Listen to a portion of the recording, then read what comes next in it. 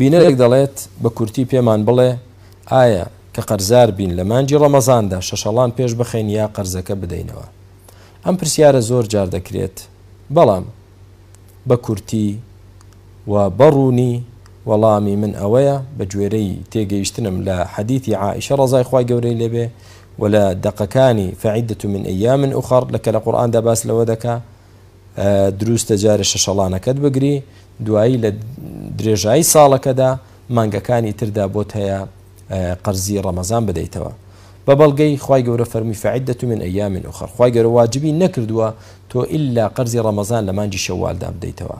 و هەروەها عائشە ڕەزای خوای گەورەی لێبێ دەفەرمێ من قەرزی ڕەمەزانم دەکەوتە سەر و نەم دەتوانی بیگرمەوە بیدەمەوە ئیلا لە مانجی شەعبان نەبێ. شەعبان واتە پێش ڕەمەزان، ساڵێکتر پێش ڕەمەزان، کەواتە نەیدەگرتەوە لە مانجی شەوالدا. ئەیخۆ هەڵبەتە دایکی ئیمانداران عائشە شەشەڵانی گرتووە، ڕۆژی سونەتشی گرتووە و خستوشێتە پێشتی پێش قەرزەکانی.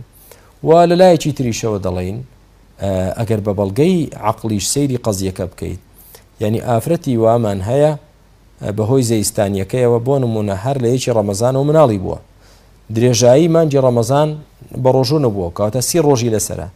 ئێستا بڵێ وەڵا ڕۆژۆکە بگرەوە ئەو جا شەشەڵان، ئێ باشەوە 30 ڕۆژی مانجی شەوالەوە بەس قەرزی دایەوە، ئەی شەشەڵانەکەی کەواتە لە دەستی چوو.